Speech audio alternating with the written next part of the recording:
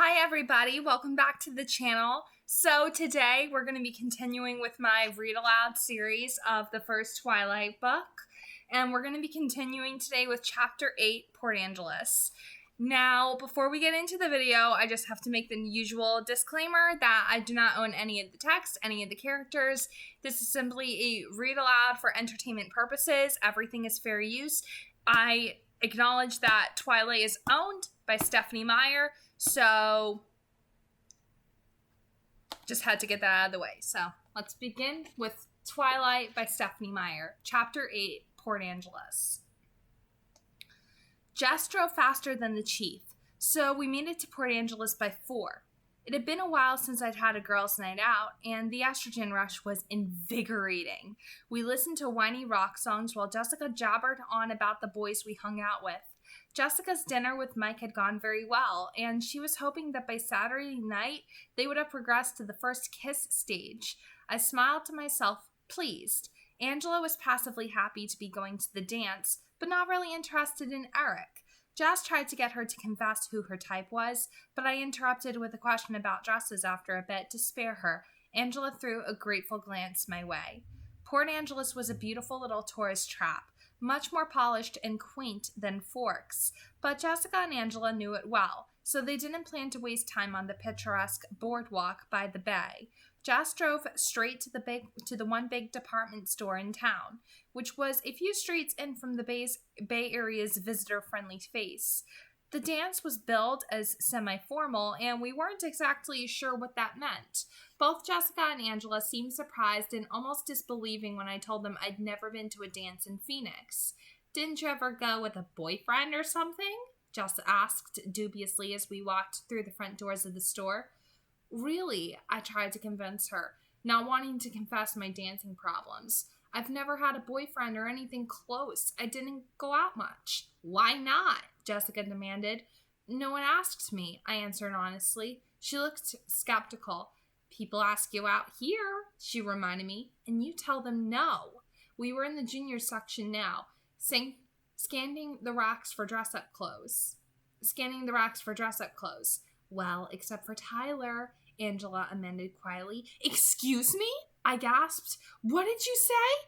"Tyler told everyone he's taking you to the prom," Jessica informed me with suspicious eyes. "He said what?" I sounded like I was choking. "I told you it wasn't true," Angela murmured to Jessica. I was silent, still lost in shock that was quickly turning to irritation. But we had found the dress racks, and now we had work to do. "That's why Lauren doesn't like you," Jessica giggled while we pawned through the clothes. I ground my teeth. "Do you think that if I ran him over with my truck, he would stop feeling guilty about the accident? That he might give up on making amends and call it even?" "Maybe," Jessica snickered, "if that's why he's doing this." The dress selection wasn't large, but both of them found a few things to try on. I sat on a low chair just inside the dressing room by the three-way mirror, trying to control my fuming. Jess was torn between two, one long, strapless, basic black number, the other a knee-length electric blue with spaghetti straps. I encouraged her to go with the blue. Why not play up the eyes? Angela chose a pale pink dress that draped around her tall frame nicely and brought out the honey tints in her light brown hair. I complimented them both generously and helped by returning the rejects to the racks. The whole process was much shorter and easier than similar trips I'd taken with Renee at home. I guess there was something to be said for limited choices. We headed over to shoes and accessories. While they tried things on, I merely watched and critiqued. Not in the mood to shop for myself, though I did need new shoes. The girls' night high was wearing off in the wake of my annoyance at Tyler, leaving room for the gloom to move back in. "Angela," I began, hesitant, while she was trying on a pair of pink strappy heels. She was overjoyed to have a date tall enough that she could wear high heels at all. Jessica had drifted to the jewelry counter, and we were alone. "Yes?" She held her leg out, twisting her ankle to get a better view of the shoe. I chickened out. "I like those. I think I'll get them, though they'll never match anything but the one dress," she mused. "Oh, go ahead. They're on sale," I encouraged. She smiled, putting the lid back on the box that contained more practical-looking off-white shoes. I tried again. Angela? She looked up curiously. Is it normal for the Cullens? I kept my eyes on the shoes. To be out of school a lot? I failed miserably in my attempt to sound nonchalant. Yes, when the weather is good, they go backpacking all the time. Even the doctor. They're all really outdoorsy, she told me quietly, examining her shoes too. She didn't ask one question, let alone the hundreds that Jessica would have unleashed. I was beginning to really like Angela.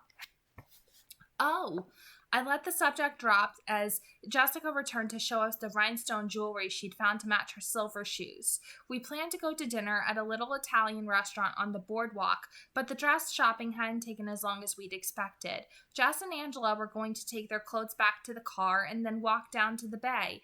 I told them I would meet them at the restaurant in an hour. I wanted to look for a bookstore. They were both willing to come with me, but I encouraged them to go have fun. They didn't know how preoccupied I could get when surrounded by books. It was something I preferred to do alone. They walked off to the car chattering happily, and I headed to the direction Jess pointed out.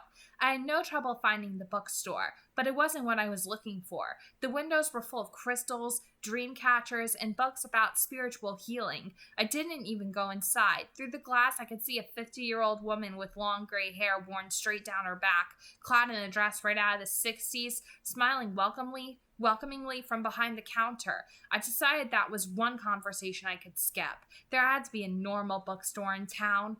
I meandered through the streets, which were filling up with end-of-the-workday traffic, and hoped I was headed toward the downtown.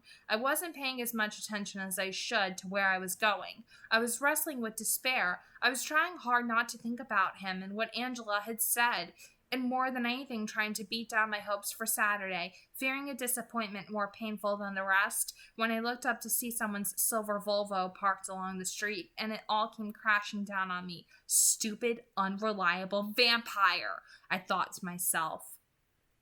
I stomped along in a southerly direction, toward some glass-fronted shops that looked promising, but when I got to them, they were just a repair shop in a vacant space. I still had too much time to go looking for Jess and Angela yet, and I definitely needed to get my mood in hand before I met back up with them. I ran my fingers through my hair a couple of times and took some deep breaths before I continued around the corner. I started to realize as I crossed another road that I was going in the wrong direction. The little foot traffic I had seen was going north, and it looked like the buildings here were mostly warehouses. I decided to turn east at the next corner and then loop around after a few blocks and try my luck on a different street on my way back to the boardwalk. A group of 4 men turned around the corner I was heading for, dressed too casually to be heading home from the office, but they were too grimy to be tourists. As they approached me, I realized they weren't too many years older than I was. They were joking loudly among themselves, laughing raucously and punching each other's arms. I scooted as far to the inside of the sidewalk as I could to give them room, walking swiftly, looking past them to the corner. "Hey there!" one of them called as they passed, and he had to be talking to me since no one else was around. I glanced up automatically. 2 of them had paused, and the other 2 were slowing. The closest, a heavy-set, dark-haired man in his early 20s, seemed to be the one who had spoken. He was wearing a flannel shirt open over a dirty t-shirt, cut-off jeans, and sandals. He took a half-step toward me. "Hello?" I mumbled, a knee-jerk reaction. Then I quickly looked away and walked faster toward the corner. I could hear them laughing at full volume behind me. "Hey, wait!" one of them called after me again. But I kept my head down and rounded the corner with a sigh of relief. I could still hear them chortling behind me. I found myself on a sidewalk leading past the backs of several somber-colored warehouses, each with large bay doors for unloading trucks padlocked for the night. The south side of the street had no sidewalk, only a chain-link fence topped and barbed wire protecting some kind of engine parts storage yard. I'd wandered far past the part of Port Angeles that I, as a guest, was intended to see. It was getting dark, I realized. The clouds finally returning, piling up on the western horizon, creating an early sunset. The eastern sky was still clear, but graying. shot through the streaks of pink and orange. I'd left my jacket in the car, and a sudden shiver made me cross my arms tightly across my chest. A single van passed me, and then the road was empty. The sky was suddenly darkened further, and as I looked over my shoulder to glare at the offending cloud, I realized with a shock that the two men were walking quietly 20 feet behind me. They were from the same group I'd passed at the corner, though. Neither was the dark one who'd spoken to me. I turned my head forward at once, quickening my pace. A chill that had nothing to do with the weather made me shiver again. My purse was on a shoulder strap, and I had slung it across my body, the way you were supposed to wear it so it wouldn't get snatched. I knew exactly where my pepper spray was, still in my duffel bag, under the bed, never unpacked. I didn't have much money with me, just a 20 and some ones, and I thought about accidentally dropping my bag and walking away. But a small frightened voice in the back of my mind warned me that they might be something worse than thieves. I listened intently to their quiet footsteps, which were much too quiet when compared to the boisterous noise they'd been making earlier, and it didn't sound like they were speeding up or getting any closer to me. Breathe, I had to remind myself. You don't know they're following you. I continued to walk as quickly as I could without actually running,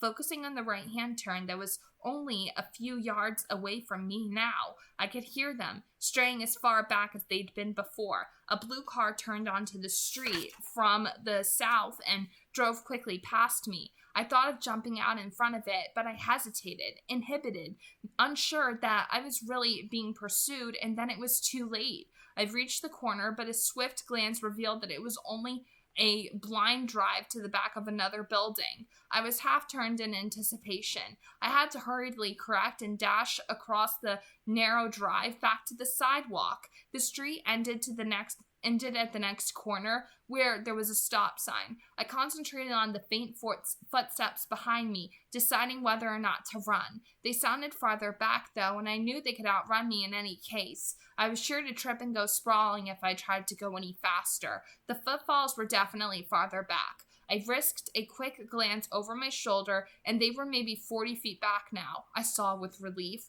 but they were both staring at me. It seemed to take forever for me to get to the corner. I kept my pace steady, the men behind me falling ever so slightly farther behind with every step. Maybe they realized they had scared me and were sorry. I saw two cars going north past the intersection I was heading for, and I exhaled in relief. There would be more people around once I got off this deserted street. I skipped around the corner with a grateful sigh and skidded to a stop. The street was lined on both sides by blank, doorless, windowless walls. I could see in the distance, 2 intersections down, street lamps, cars, and more pedestrians, but they were all too far away, because lounging against the western building, midway down the street, were the other 2 men from the group, both watching with excited smiles as I froze dead on the sidewalk. I realized that I wasn't being followed. I was being herded.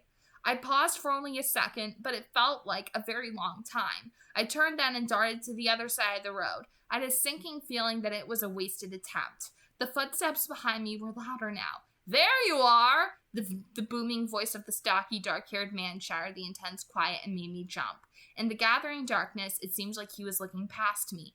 "Yeah!" a voice called loudly from behind me, making me jump again as I tried to hurry down the street. "We just took a little detour." My steps had to slow now. I was closing the distance between myself and the lounging pair too quickly. I had a good loud scream, and I sucked in air preparing to use it, but my throat was so dry I wasn't sure how much volume I could manage. With a quick movement, I slipped my purse over my head, gripping the strap with one hand, ready to surrender it or use it as a weapon as need demanded. The thick-set man shrugged away from the wall as I warily came to a stop and slowly walked into the street. "Stay away from me," I warned in a voice that was supposed to sound strong and fearless, but I was right about the dry throat. No volume. "Don't be like that, sugar," he called, and the raucous laughter started again behind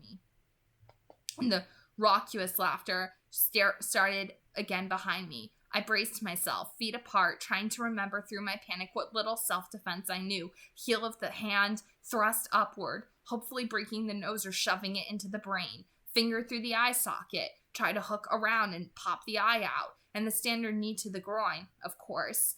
That same pessimistic voice in my mind spoke up then, reminding me that I probably wouldn't have a chance against one of them, and there were 4. Shut up, I commanded the voice before terror could incapacitate me. I wasn't going out without taking someone with me. I tried to swallow so I could build up a decent scream. Headlights suddenly flew around the corner, the car almost hitting the stocky one, forcing him to jump back toward the sidewalk. I dove into the road. This car was going to stop or have to hit me. But the silver car unexpectedly fishtailed around, skidding to a stop with the passenger door open just a few feet from me.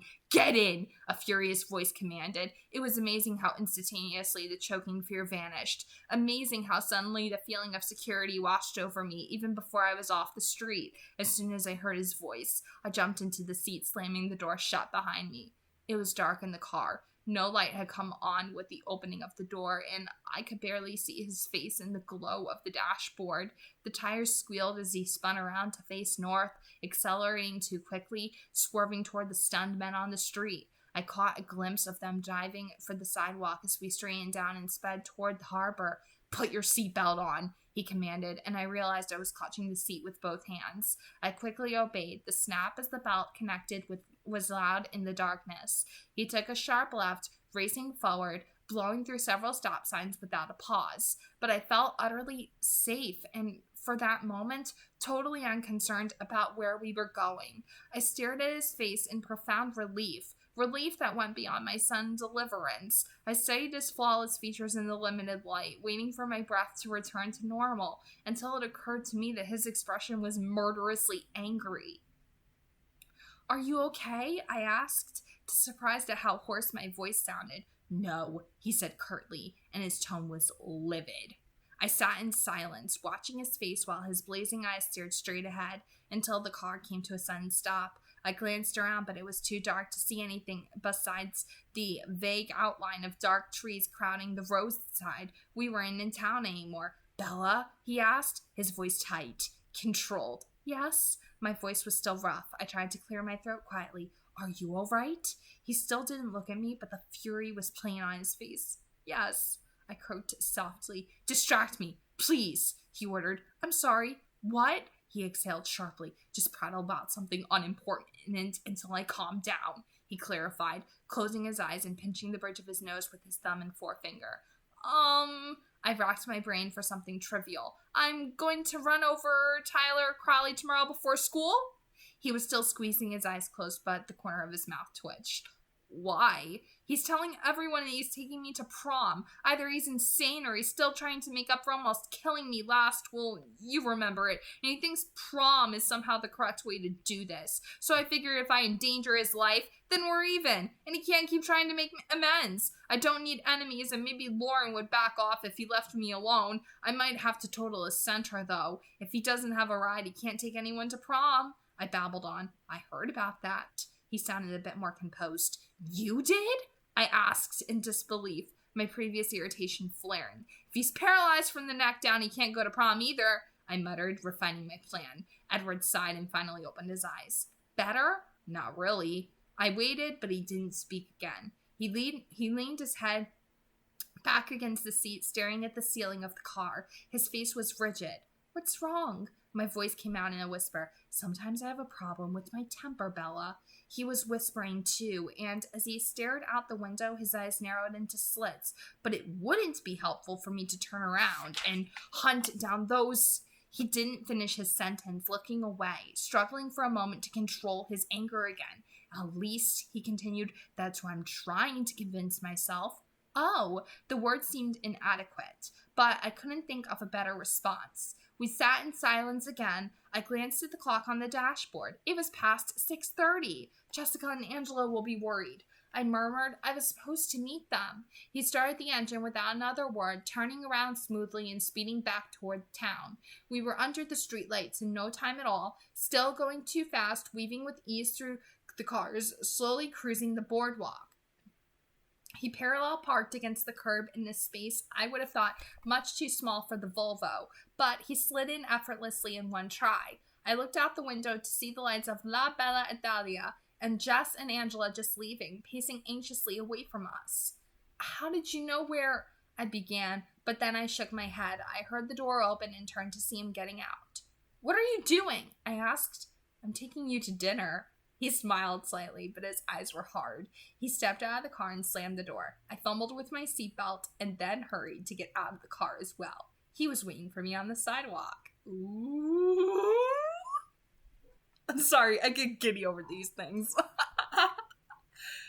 Oh gosh. Oh, sorry, I just get giddy over this chapter. This is one of the good ones. He spoke before I could. Go stop Jessica and Angela before I have to track them down too. I don't think I could restrain myself if I ran into your other friends again. I shivered at the threat in his voice. Jess! Angela! I yelled after them, waving when they turned. They rushed back to me, the pronounced relief on both their faces simultaneously changing to surprise as they saw who I was standing next to. They hesitated a few feet from us. Where have you been? Jessica's voice was suspicious. I got lost, I admitted sheepishly, and then I ran into Edward. I gestured toward him. Would it be all right if I joined you? He asked in his silken and irresistible voice. I could see from their staggered expressions that he had never unleashed his talents on them before. Sure, Jessica breathed. Actually, Bella, we already ate while we were waiting. Sorry, Angela confessed. It's fine, I'm not hungry. I shrugged. I think you should eat something. Edward's voice was low, but full of authority. He looked up at Jessica and spoke slightly louder. Do you mind if I drive Bella home tonight? That way you won't have to wait while she eats. No problem, I guess. She bit her lip, trying to figure out from my expression whether that was what I wanted. I winked at her. I wanted nothing more than to be alone with my perpetual savior. There were so many questions that I couldn't bombard him with until we were by ourselves. Okay. Angela was quicker than Jessica. See you tomorrow, Bella. Edward. She grabbed Jessica's hand and pulled her toward the car, which I could see a little ways away, parked across First Street. As they got in, Jess turned and waved, her face eager with curiosity. I waved back, waiting for them to drive away before I turned to face him. Honestly, I'm not hungry, I insisted, looking up to scrutinize his face. His expression was unreadable. Humor me. He walked to the door of the restaurant and held it open with an obstinate expression. Obviously, there would be no further discussion. I walked past him into the restaurant with a resigned sigh. The restaurant wasn't crowded. It was the off-season in Port Angeles. The host was female, and I understood the look in her eyes as she assessed Edward. She welcomed him a little more warmly than necessary. I was surprised by how much that bothered me. She was several inches taller than I was, and unnaturally blonde. A table for two? A table for two? His voice was alluring, whether he was aiming for that or not. I saw her eyes flicker to me and then away, satisfied by my obvious ordinariness and by the cautious no-contact space Edward kept between us. She led us to a table big enough for four in the center of the most crowded area of the dining room floor. I was about to sit, but Edward shook his head at me. Perhaps something more private, he insisted quietly to the host. I wasn't sure, but it looked like he smoothly handed her a tip. I'd never seen anyone refuse a table except in old movies. Sure, she sounded as surprised as I was. She turned and led us around a partition to a small ring of booths, all of them empty. How's this? Perfect. He flashed his gleaming smile, dazing her momentarily. She shook her head, blinking. Your server will be right out. She walked away unsteadily. You really shouldn't do that to people, I criticized. It's hardly fair. Do what? Dazzle them like that. She's probably hyperventilating in the kitchen right now. He seemed confused. Oh, come on, I said dubiously. You have to know the effect you have on people. He tilted his head to one side, and his eyes were curious. I dazzle people? You haven't noticed? Do you think everybody gets their way so easily? He ignored my questions. Do I dazzle you? Frequently, I admitted. And then our server arrived, her face expectant. The hostess had definitely dished behind the scenes, and this new girl didn't look disappointed. She flipped a strand of short black hair behind one ear and smiled with unnecessary warmth. Hello, my name is Amber, and I'll be your server tonight. What can I get you to drink? I didn't miss that she was speaking only to him. He looked at me. I'll have a Coke. It sounded like a question. 2 Cokes, he said. I'll be right back with that, she assured him with another unnecessary smile. But he didn't see it. He was watching me. What? I asked when she left. His eyes stayed fixed on my face. How are you feeling? I'm fine, I replied, surprised by his intensity. You don't feel dizzy, sick, cold? Should I? He chuckled at my puzzled tone. Well, I'm actually waiting for you to go into shock. His face twisted up into that perfect crooked smile. I don't think that will happen, I said after I could breathe again. I've always been very good at repressing unpleasant things. Just the same, I'll feel better when you have some sugar and food in you. Right on cue, the waitress appeared with our drinks and a basket of breadsticks. She stood with her back to me as she placed them on the table. Are you ready to order? She asked Edward. Bella? He asked. She turned unwillingly toward me. I picked the first thing I saw on the menu. I'll have the mushroom ravioli. And you? She turned back to him with a smile. Nothing for me, he said. Of course not. Let me know if you change your mind. The coy smile was still in place, but he wasn't looking at her, and she left dissatisfied. Drink, he ordered. I sipped at my soda obediently and then drank more deeply, surprised by how thirsty I was. I realized I had finished the whole thing when he pushed his glass toward me. Thanks, I muttered, still thirsty. The cold from the icy soda was radiating through my chest, and I shivered. Are you cold? It's just the Coke, I explained, shivering again. Don't you have a jacket? His voice was disapproving. Yes, I looked at the empty bench next to me. Oh, I left it in Jessica's car, I realized. Edward was shrugging out of his jacket. I suddenly realized that I had never once noticed what he was wearing. Not just tonight, but ever. I just couldn't seem to look away from his face. I made myself look now, focusing. He was removing a light beige leather jacket now. Underneath, he wore an ivory turtleneck sweater. It fit him snugly, emphasizing how muscular his chest was. He handed me the jacket, interrupting my ogling. Thanks, I said again, sliding my arms into his jacket. It was cold, the way my jacket felt when I first picked it up, in the morning, hanging in the drafty hallway. I shivered again. It smelled amazing. I inhaled, trying to identify the delicious scent. It didn't smell like cologne. The sleeves were much too long. I shoved them back so I could free my hands. That color blue looks lovely with your skin, he said, watching me. I was surprised. I looked down, flushing, of course. He pushed the bread basket toward me. Really, I'm not going into shock, I protested. You should be. A normal person would be. You don't even look shaken. He seemed unsettled. He stared into my eyes, and I saw how light his eyes were, lighter than I had ever seen them, golden butterscotch. I feel very safe with you, I confessed, mesmerized by telling the truth again. That displeased him. His alabaster brow furrowed. He shook his head, frowning. This is more complicated than I had planned, he murmured to himself. I picked up a breadstick and began nibbling on the end, measuring his expression. I wondered when it would be okay to start questioning him again. Usually you're in a better mood when your eyes are so light, I commented, trying to distract him from whatever thought had left him frowning and somber. He stared at me, stunned. What? Your eyes are always crabbier when your eyes are black. I expect it then. I went on. I have a theory about that. His eyes narrowed. More theories? I chewed on a small bite of the bread, trying to look indifferent. I hope you were more creative this time. Or are you still stealing from comic books? His faint smile was mocking. His eyes were still tight. Well, no, I didn't get it from a comic book, but I didn't come up with it on my own either, I confessed. And? He prompted. But then the waitress strode around the partition with my food. I realized we'd been unconsciously leaning toward each other across the table because we both straightened up as she approached. She set the dish in front of me. It looked pretty good and turned quickly to Edward.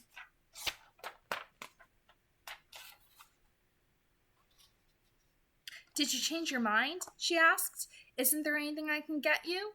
I may have been imagining the double meaning in her words. No, thank you, but some more soda would be nice. He gestured with a long white hand to the empty cups in front of me. Sure. She removed the empty glasses and walked away. You were saying? He asked. I'll tell you about it in the car if... I paused. There are conditions? He raised one eyebrow, his voice ominous. I do have a few questions, of course. Of course. The waitress was back with 2 more Cokes. She set them down without a word this time and left again. I took a sip. Well, go ahead. He pushed, his voice still hard. I started with the most undemanding, or so I thought. Why are you in Port Angeles? He looked down, folding his large hands slowly on the table. His eyes flickered up at me from under his lashes, the hint of a smirk on his face. Next. But that's the easiest one, I objected. Next, he repeated. I looked down, frustrated. I unrolled my silverware, picking up my fork and carefully speared a ravioli. I put it in my mouth slowly, still looking down, chewing while I thought. The mushrooms were good. I swallowed and took another sip of Coke before I looked up. Okay, then, I glared at him and continued slowly. Let's say hypothetically, of course, that someone could know what people are thinking. Read minds, with a few exceptions. Just one exception, he corrected. Hypothetically. All right. With one exception, then. I was thrilled that he was playing along, but I tried to seem casual. How does that work? What are the limitations? How would that someone find someone else at exactly the right time? How would he know she was in trouble? I wondered if my convoluted questions even made sense. Hypothetically, he asked. Sure. Well, if that's someone, let's call him Joe, I suggested. He smiled wryly. Joe, then. If Joe had been paying attention, the timing wouldn't have needed to be quite so exact. He shook his head, rolling his eyes. Only you could get into trouble in a town this small. You would have devastated their crime rate statistics for a decade. You were speaking of a hypothetical case, I reminded him frostily. He laughed at me, his eyes warm. Yes.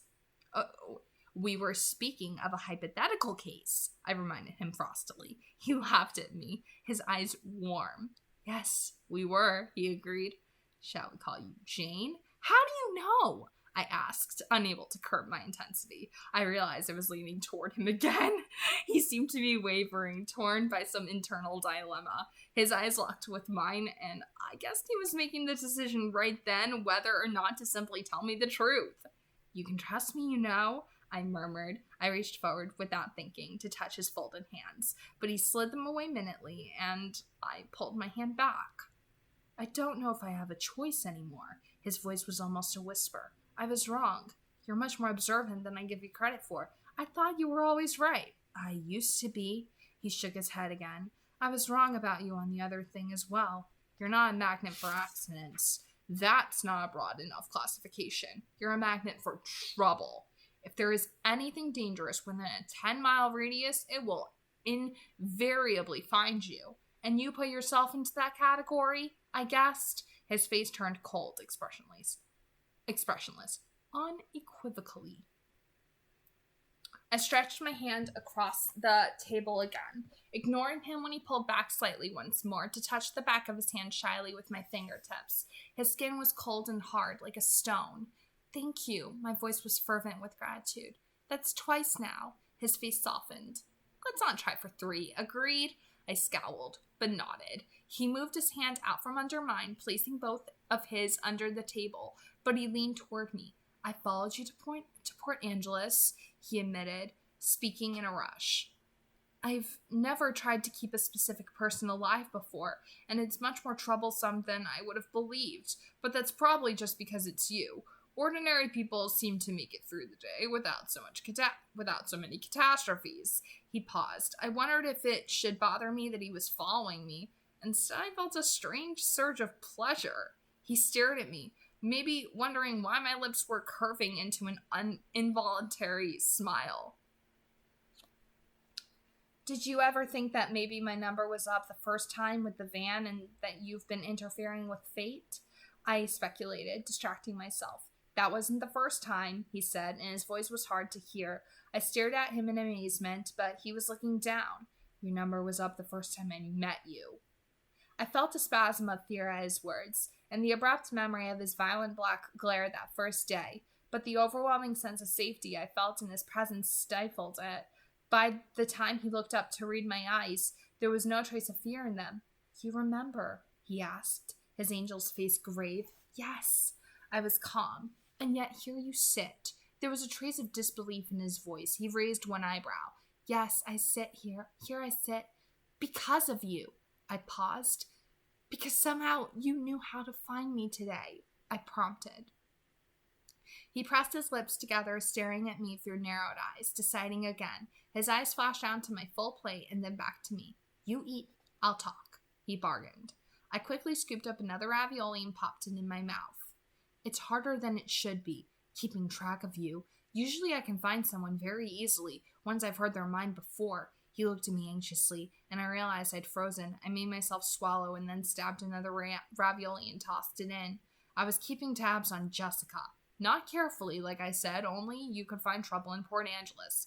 And at first I didn't notice when you took off on your own. Then when I realized you weren't with her anymore, I went looking for you at the bookstore I saw in her head. I could tell that you hadn't gone in and that you'd gone south, and I knew you would have to turn around soon, so I was just waiting for you, randomly searching through the thoughts of the people on the streets to see if anyone had noticed you so I would know where you were. I had no reason to be worried.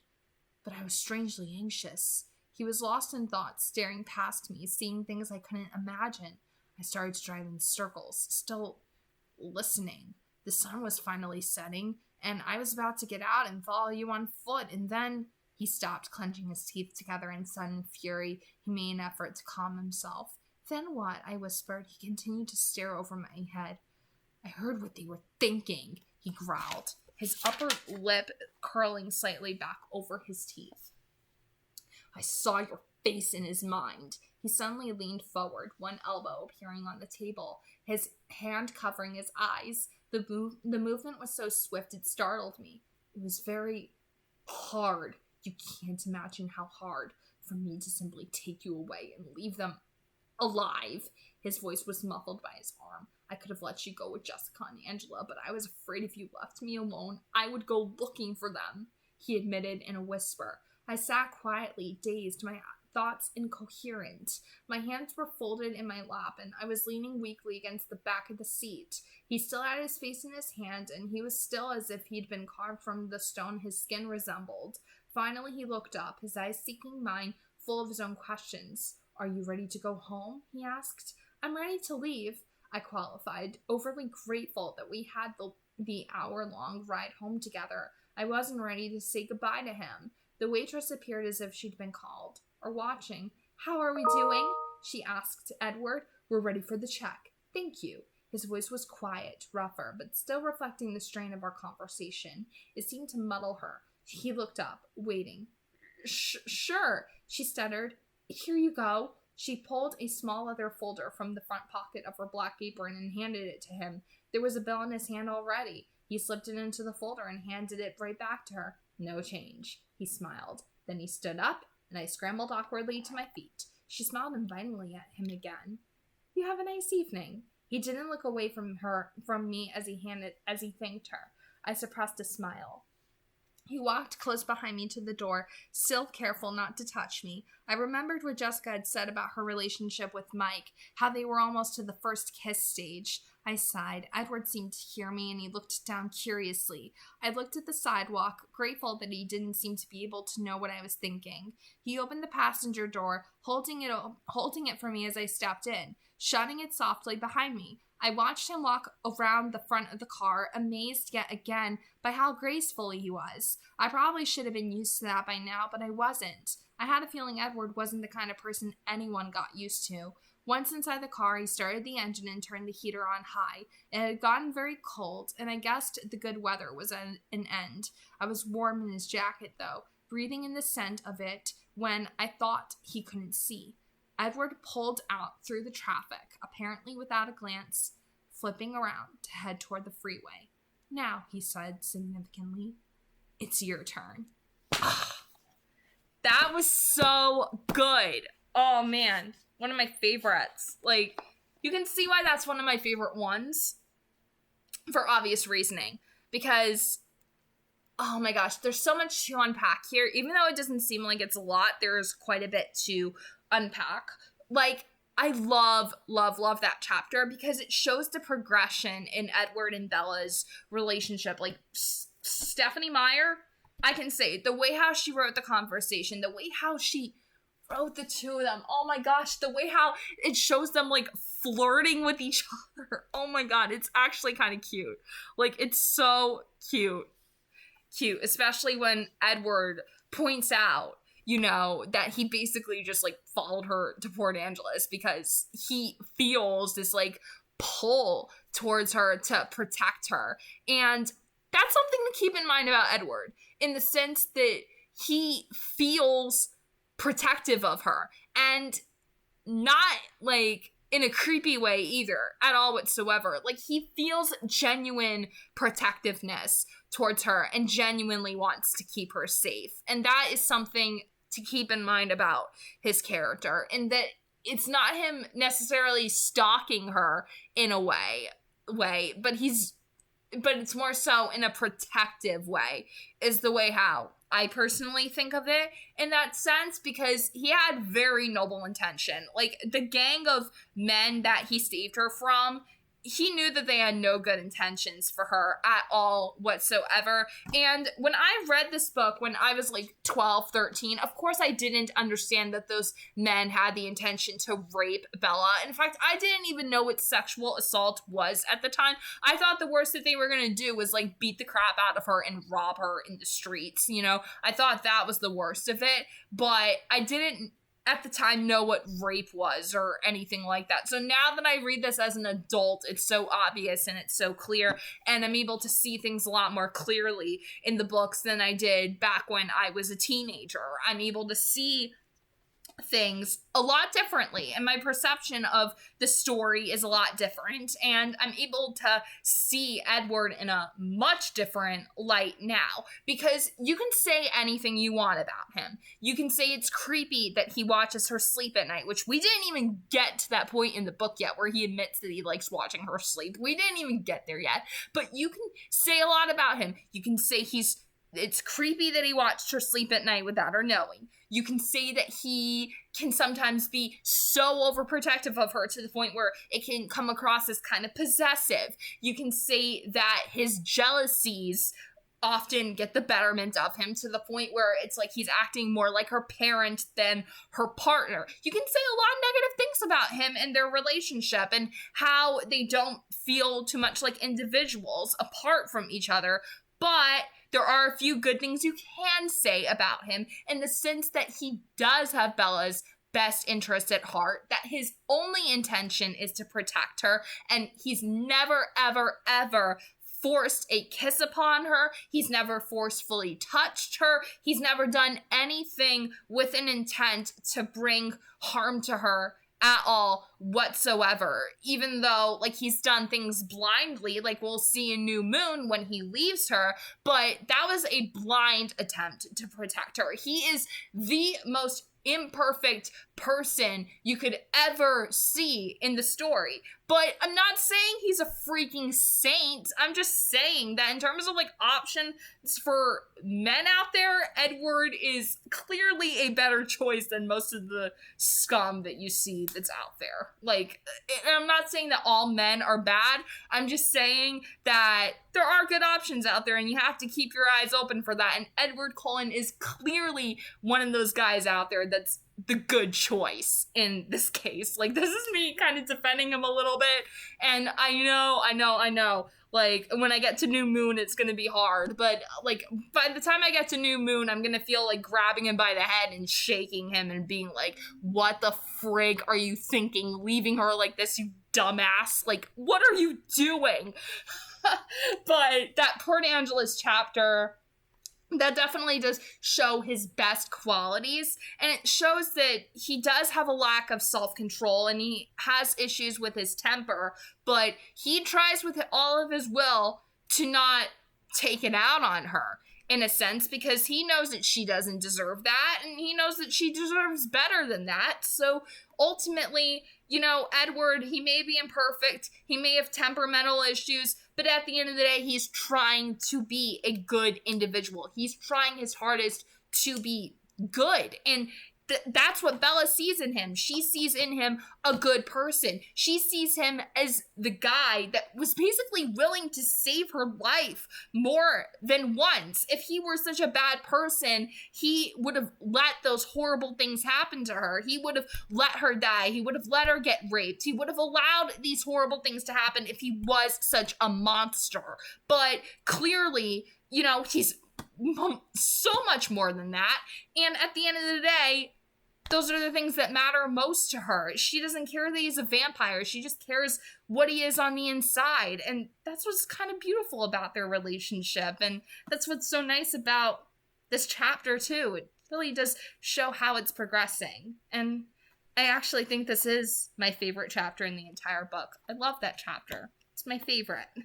But I keep saying that about like every single chapter back to back. So I can't really pinpoint a favorite because all of them are so good. But that's it. Those are my thoughts on the chapter itself. So if you're brand new to the channel, be sure to hit that subscribe button. And if you like the video, you can leave a like on it. You can leave a comment down below if you want more. So we'll continue soon enough with chapter 9, Theory. So God bless, happy viewing, and have a nice day.